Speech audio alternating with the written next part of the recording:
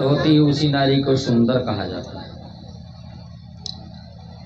कल तक हम लोग श्रीमद् भागवत महापुराण के अंतर्गत भगवान के कर कमलों द्वारा महाराज कंस का उद्धार हो गया।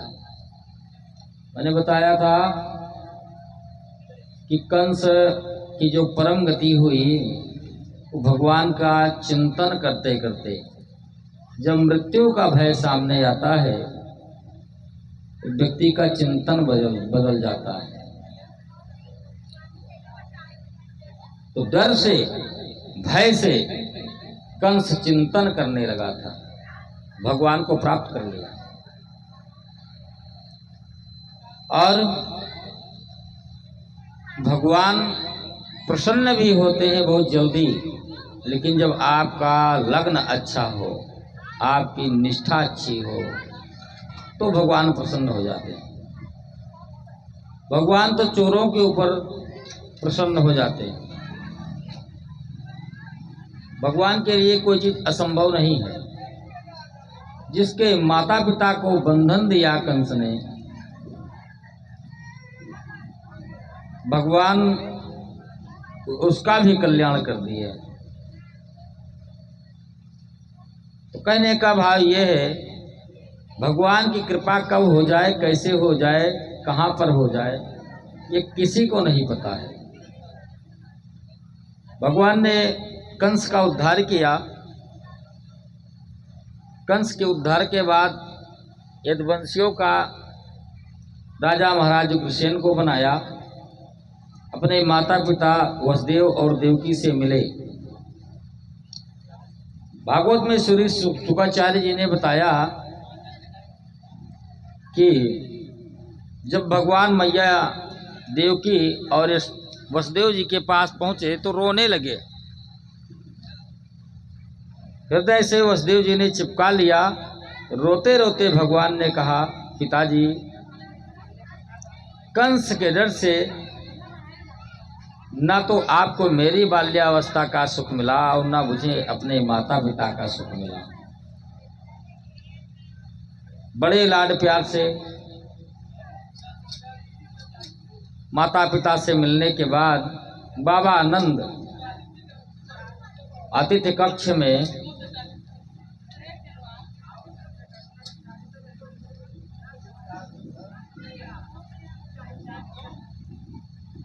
बाबा आनंद विराजमान थे। नहीं, जिसकी इच्छा हो हल्ला करने की तो हमारे एक दिन के लिए काहे रुक जाए। हम आज ही दिन रोकेंगे, कल से कौन रोकेगा। आज मचा लो, खूब मचाओ, कोई दिक्कत। हम यहाँ से पर्दा डाल लेंगे, इधर ही देखेंगे, मचाते रहो। हल्ला भी जरूरी है। कलयुग में हल्ला नहीं तो कोई लाभ नहीं। हमने बताया था हल्ला का भी जन्म हुआ है। अब हल्ला का जन्म कहाँ होता है? मोहल्ला में। तो अपने अपने मोहल्ले के सब भाई पंच प्रधान हैं। एक बार की बात है, एक गांव में चुनाव हुआ था। तो उस गांव में भाई पंच प्रधान चुने गए। तो उस गांव के निकट कुछ सियार लोग रहते थे। तो जब सियार लोग रहते थे तो उसमें एक बूढ़ा सियार था। तो उन्होंने बूढ़ा सियार से, सब युवा वाले सियार ने कहा कि सब में पंच प्रधान होते हैं तो हमारे में भी कुछ पंच प्रधान हो जाते, एक श्रेणी बन जाती। तो जो बुढ़ा गीदड़ था उसी को प्रधानी में खड़ा किया गया। तो सबों ने मिलकर के कहा कि कुछ विशिष्ट पहचान होनी चाहिए। बोले विशिष्ट पहचान? तो विशिष्ट पहचान के लिए क्या किया जाए? विशिष्ट पहचान के लिए एक डंडा उसके पूंछ में बांध दिया गया। तो विशिष्ट पहचान हमारे प्रधान जी। पास में जंगल था, उसमें चुनाव हुआ। चुनाव में वो बूढ़ा गीदड़ जीत गया, उसके पूंछ में डंडा बांध दिया गया। अब पीछे से सारे गीदड़ प्रधान जी की जय, प्रधान जी जिंदाबाद करते हुए निकले। गांव में, जंगल के निकट ही गांव था, उसमें बहुत से ग्राम सिंह थे। जब गीदड़ों की आवाज़ सुनी तो ग्राम सिंह दौड़ा लिए। तो जितने गीदड़ थे दौड़ दौड़ के दुबक करके तो अपने अपने बिलों में घरों में घुस गए। लेकिन जो प्रधान था जैसे वो जाने लगा तो डंडा फंस गया, अंदर जा नहीं पा रहा था। अब जितने ग्राम सिंह थे सब भाई उसकी दुकान नोचने लगे। अंदर से बोले सारे गीदड़, महाराज प्रधान जी जल्दी अंदर आ जाइए, काहे को दुकान परेशान करवा रहे हैं, दुकान को आवश्यकता पड़ेगी। तो उसने कहा क्या करें, ये प्रधानी हमको अंदर नहीं आने देती है। तो जो प्रधानी की महंती का जो विशिष्ट पहचान है वो अंदर नहीं जाने देता था उसको।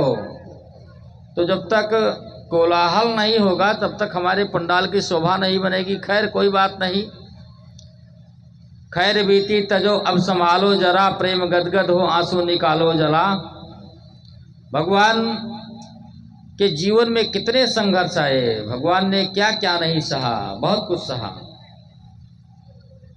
बाबा नंद के पास जब श्याम सुंदर पहुंचे तो उनके हृदय से लिपट करके रोने लगे और कहा बाबा अब हमको बहुत कार्य करने हैं, जाके मैया को समझा देना। अब मैं कुछ दिन 2-4 दिनों के बाद कुछ कार्य निपटाने के बाद गोकुल अवश्य आऊँगा मैया से मिलने। बाबा नंद जैसे इनके कानों में यह आवाज़ पड़ी, शरीर सुन्न पड़ गई। बाबा नंद को लगा कि मेरे प्राण पखेरु उड़ गए। जैसे श्याम सुंदर ने, उनके कन्हैया ने यह शब्द कहा कि मैं नहीं चलूँगा, बाबा के आंखों से अश्रु की धारा बहने लगी। चिंतातुर हो गए, लेकिन श्याम सुंदर ने तुरंत अपनी माया को आदेश दिया, बाबा के आंखों में पर्दा डाल दो, अन्यथा ये जा नहीं पाएंगे, मैया भी बहुत परेशान हो जाएगी, सबको माया के पर्दे से ढक दो। भगवान श्याम सुंदर का आदेश था, विरक्ति आ गई। प्रेम भाव तभी तक है जब तक भगवान की माया है। पर्दा हटा वैराग्य आ जाएगा, फिर न मैया न बाबा न पत्नी न बेटे, फिर कुछ दिखाई नहीं पड़ेगा। एकमात्र क्यों वैराग्य आया तो एकमात्र भगवान दिखेंगे। भगवान है किस तरह, अब आप अपने गांव को छोड़ करके अयोध्या चले जाएं, तीर्थ करने चले जाएं, वृंदावन जाएं, अथवा किसी अन्य स्टेट में जाएं, अन्य प्रदेश में जाएं, वहाँ नौकरी करने के लिए। और जब नौकरी को आप विराम देंगे, वेतन पाएंगे, तो वहाँ से आपको अपने गांव में आने में कोई तकलीफ होगी? बड़े हर्षित मन से आएंगे, जा रहे हैं, अपने बच्चों से मिलेंगे, अपनी पत्नी से मिलेंगे, ग्रामवासियों से मिलेंगे। ठीक वही स्थिति इस जीवात्मा का और परमात्मा का है। हम लोग जहाँ से आए हैं वहाँ जाने में हमको कष्ट नहीं होना चाहिए, लेकिन वही माया का पर्दा पड़ा है, तो हमको पता नहीं है कि हम कहाँ से आए हैं, कैसे आए हैं, कब जाएंगे, कैसे जाएंगे। इसीलिए भगवान शुक्राचार्य ने अपने अंतिम उपदेश में परीक्षित जी को बताया, परीक्षित, मनुष्य जिस प्रकार स्वप्न देखता है और स्वप्न में देखते हुए ये देखता है कि मेरी मृत्यु हो गई है, परीक्षित, लोग उसको शमशान घाट पर लेकर के ले जा रहे हैं और ले जा कर के अग्निदाह दे रहे हैं, लेकिन मरने वाला व्यक्ति कहता अभी मैं मरा नहीं हूँ, लेकिन फिर भी लोग उसको अग्निदाह दे करके चले जाते हैं। परीक्षित, किसी भी प्रकार से आत्मा पर कोई क्षति नहीं पहुंचा सकता, आत्मा कभी बीमार नहीं हो सकती, आत्मा का कोई इलाज नहीं है, ये सारी क्रियाएं शरीर तक हैं। इसलिए मैं मानना अपना मानना छोड़ दो, ये स्वयं शुक्राचार्य जी ने भागवत जी में परीक्षित जी के अंतिम उपदेश में बताया। इधर जब श्याम सुंदर ने लौटा दिया बाबा आनंद को, बाबा आनंद छकड़ों की तैयारी करके और उपहार इत्यादि लेकर के यहाँ से चल पड़े। श्री वसुदेव जी को बंधन मुक्त हुए, आवास में अपने आए, अपने पुत्रों के साथ बड़े लाड प्यार से, बड़ी प्रसन्नता के साथ रह रहे। श्री वसुदेव जी को चिंता हुई कि अब मेरे बालक यज्ञोपवीत संस्कार के योग्य हो गए, श्री गर्गा जी के सानिध्य में, गर्गाचार्य जी के सानिध्य में दोनों बालकों का यज्ञोपवीत संस्कार हुआ। और हर माता पिता को चिंता होती है कि मेरा बालक विद्या अध्ययन के लिए जाए। विद्या अध्ययन के लिए एक मुहूर्त होता है। अब लोग कहते हैं महाराज हमारा बालक पढ़ता नहीं है। भाई मुहूर्त एक विशेष बल देता है, एक विशेष ऊर्जा देता है। मुहूर्त के अंतर्गत विद्यारंभ का पंचांग में मुहूर्त दिया जाता है। तो पंचांग बनाने वाले मूर्ख है नहीं, हम लोग उस पर विचार नहीं करते हैं, तो बच्चों के विद्या अध्ययन में दिक्कत होती है। और एक बात, बच्चों की कुंडली में यदि पंचमे शनि है, कोई पापक ग्रह है, तो बच्चे धीरे धीरे पढ़ते हैं, लेकिन एन केन पढ़ते हैं। यदि पंचम भाव में बृहस्पति, शुक्र, चंद्रमा, कोई शुभ ग्रह बैठ जाता है, विशेष करके सबसे अग्रगण्य है बृहस्पति, तो परम विद्वान निकाल देता है। आपके पास पैसा नहीं भी होगा तो प्राइमरी में पढ़ करके IAS PCS रैंक हासिल कर लेगा। कुछ उसके ग्रहों की चाल होती है। और विद्या, जिस विद्यार्थी के अंदर विद्या का अभाव हो, विद्या ना आती हो, उसके लिए प्रज्ञावर्धन स्तोत्र का पाठ है।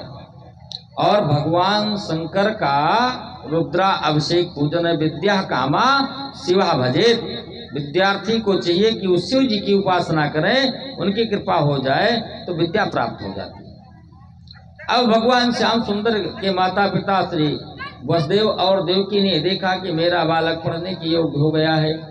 वैसे 1-2 वर्ष ओवर हो गया, पौगंडा अवस्था में भगवान श्याम सुंदर ने कंस का वध किया। और तब का नियम था कि 5 वर्ष में ही गुरुकुल भेज दिया जाता था, तब का यह नियम था। अब नियम अलग है, 4 वर्ष पर भेज देंगे। और जितना वजन उस बच्चे का नहीं है, उससे अधिक उसके पीठ पर बैग बंध जाता है, वो लेकर चल ही नहीं सकता है। तब गुरुकुल होता था। विद्यार्थी लोग अपने गुरु की सेवा करके और उनसे बचा हुआ उच्चिष्ट का भोजन करके तो विद्या अध्ययन करते थे, विद्या आती थी। अब रिवाल्वर दिखा करके विद्या ली जाती है, चाकू दिखा करके विद्या ली जाती है। यदि गुरुदेव ने कहीं एक चाटा जमा दिया तो कहता है गुरुजी अभी चौराहा पर आइए, देखते हैं, निपटते हैं। तो ये विद्या कोई फलीभूत नहीं है। MBBS कर लिए लेकिन बैठे हैं, MSc BSc फाइनल कर लिए लेकिन कोचिंग का सहारा है।